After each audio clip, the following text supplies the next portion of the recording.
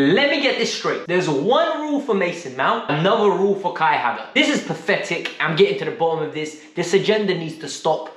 Stay tuned. Welcome to the Kavkas View, guys. And today's video is a very frustrating one because I've been getting cooked on Twitter. I've absolutely been getting cooked on Twitter, right? People don't know what they're talking about and they don't understand logic. Today we've got four major stories for you. The first one we're going to start off with, it's going to be a bit of a rant. We are going to talk about Kai Havertz because the negative energy around this player is ridiculous. People want him to fail that are meant to be Chelsea fans. I don't understand it, I really don't. Story number two, Christian Pulisic is back. Something positive, something nice to talk about. I'm going to tell you about the nice things I saw from yesterday. I know a lot of you say, Alex, you don't like Pulisic. I actually really like him. I think he's a great footballer. I just want him to stay fit. And then we're going to talk about two other players that were written off. Callum HudsonOdoi and RubenLoftusCheek. And guess what now? They're in our team, they're starting and they're performing to a great, fantastic level. We're going to give them credit and we're going to respect these players. Today's video is going to be extremely positive and initially it's going to be very educational. So make sure you stay tuned. But of course, I always ask you guys to do me one major favor, and this favor goes a country mile. Number one, hit that like button. Number two, subscribe to the channel. Number three, stick with the video as long as you can. The higher the retention is, the more people get to see it. So if you enjoy it, just stay to the end, all the way to the end. And at the end, I'm going to put the match review for yesterday's game because a lot of you haven't checked it out. I'm actually very disappointed. I gave you a good match review. You most probably were watching the Champions League. Go watch it today. Enjoy it. We're going to start with Kai Havertz. And we're going to start with Kai Havertz for one specific reason, because a lot of you don't understand what the word project means and a lot of you don't understand what the word generational talent means because people are just throwing it out left, right and centre these days. So I'm going to try to stay as calm as possible. I'm going to try to be very relaxed and I'm going to try to explain these points correctly. Number one, has Kai Havertz been good? No, he hasn't. Since Kai Havertz has come in, he's been underwhelming. I'm not going to lie to you. I think he should be getting a lot more goals than he has, a lot more assists, better performances. But has he been absolutely hopeless? No, he hasn't. He's been an average signing. And the issue with Kai Havertz is he cost a lot of money. That's the issue. He cost a lot of money, an awful lot of money. And people are using it against him to beat him with a stick now. And whenever he does a nice turn, a nice cheeky little turn, everyone's like, oh, but is it a 90 million euros turn? Oh, when he scores a goal, is it a 90 million euros goal? No, you can't be judging players off their transfer value. Judge them for their ability. And this is it. I got cooked on Twitter yesterday because I made this comparison. I said, it's bad enough we got opposition fans getting at him. Now we're getting our own fans get at him. And they're like, make it make sense. You're getting at Mason Mount. I don't get at Mason Mount. I expect more from Mason Mount. I think Mason Mount is a better footballer than he shows. I think Mason Mount is goals and assists away from becoming a world-class player. His press is there, his passing ability is there. The only thing he needs is the decision-making and he becomes world-class. But now linking it back to Kai Havertz.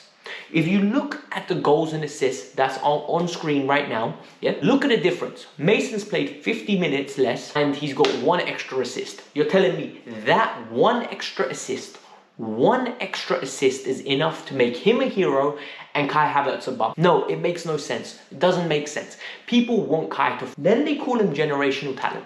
This is where your issue is. You labeled him something he's not. You're asking him to cash checks he can't cash. You're writing out checks he can't cash, and it's as simple as this. This is what this fan base does. This is what football fans do these days. They exaggerate the ability of players. And next thing you know, players can't cash these checks. It's frustrating, it's irritating.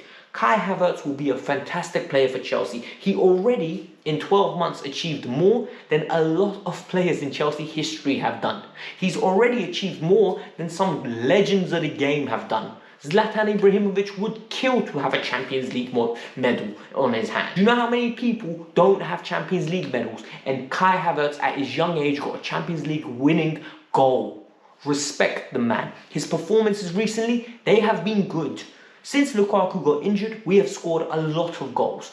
Yes, Kai is not in and around as many goals as you would want. But guess what? Kai's performances, his link-up and his intelligence is there. Yet people want to overlook it because it fits their agenda and they get to big up an academy graduate. Pathetic, sad, I don't like it. It's not the way I want to be a fan. Whether you like it or not, I say the truth on this channel. And Kai Havertz is getting victimized for no apparent reason. Rant done. I'm not gonna lie to you. I hope you lot sat through that, and I hope you lot understand my personal preference on this right now. Because when I'm looking at it, I get very frustrated. But good news and positive news, Christian Pulisic is back. Christian Pulisic is back, and he's going to be playing for Chelsea now more often. Hopefully he doesn't get re-injured, because that's the issue with him. His cameo was an interesting one. It was an influxed one. The US men's international did very well when he came on. He missed the one-on-one when he ran around, but someone said to me, oh, he was offside anyway. It doesn't matter if he's offside. He needs to be burying those. But I'm going to look at the positives of his cameo. He didn't get re-injured. Normally, when someone comes on, fast twitch muscles, you sprint for something, pull a hamstring, something like that. That didn't happen, touch wood. Then, the most important part, his runs were fantastic. His runs were absolutely amazing. They were penetrative. We went to the 2 up front formation with the 3 in the middle, and Ross was literally chipping balls through for him for days. It was actually very nice to see that there was some almost communication. When the subs occurred, it was evident that this was pre-planned. Ross was going to get the ball, and he was going to look for Pulisic making those runs. I like it. I'm not going to lie to you. I think he can add something to this team. Is he good enough to become a Ballon d'Or winner like you lot say? No. Is he going to be a starter at Chelsea? Potentially. But he has to improve his consistency of being fit and his consistency in performance. But can he be an excellent option off the bench? 100% he can be a fantastic player, and he could be an Andre Schürrle, he can be a Solomon Kalou, he can be a Daniel Sturridge, someone that plays his part in success for Chelsea Football Club. I don't think that's unreasonable. I think that is very good expectations to set for an individual who hasn't achieved much because he's been struggling with injury problems, but he's been fantastic in occasions. So we have hope. So hopefully he cashes the checks. But I think in life, yeah, there's people that are going to try to write you out. There's a lot of people that are going to go with the crowd, and they're going to be disgusting in their opinions because they have no opinions. They're just sheeps. And on the Kavkas View, we don't do that. We don't copy other people's opinions. We sit down, we think, we communicate, we be respectful, we don't swear at each other, and we articulate our points in a correct manner. So when I was telling you, look, Callum HudsonOdoi is not a bum. He's a very good footballer. You all laughed at me. When I said Callum HudsonOdoi is good enough to be starting for Chelsea, you all laughed at me. Callum HudsonOdoi is starting for Chelsea, and not only is he starting for Chelsea, in the last 5 games that he's consistently started, 4 of them at left wing, he's been Chelsea's best player. And when I say he's been Chelsea's best player, I'm not saying he's been the one scoring all the goals and assists, because that's how we judge it allegedly these days. I'm saying Callum HudsonOdoi's performance levels have been to a certain standard that none of the front 3 have reached. Consistency is key for a successful side, and Callum HudsonOdoi is finally starting to deliver this because he's getting more opportunities, a run of games, belief from the manager, and all of a sudden his superstar qualities are coming out. His ability to be a man off a dribble, his ability to create something, his ability to stretch the defense with his decisive passing. He is a fantastic player who deserves more respect and more game time, but people want to underride him because he has no transfer value attached to him. Because these days, people either will overrate you for your transfer value or underrate you. There is never an in-between. There's no middle. So for me personally, I love telling people I told you so, because I had faith in Callum from day one. Callum was injured, and before he got injured, he was absolutely blistering quick, and more importantly, he was productive in that final third. He took time to recover, and now that he's recovered, he's back.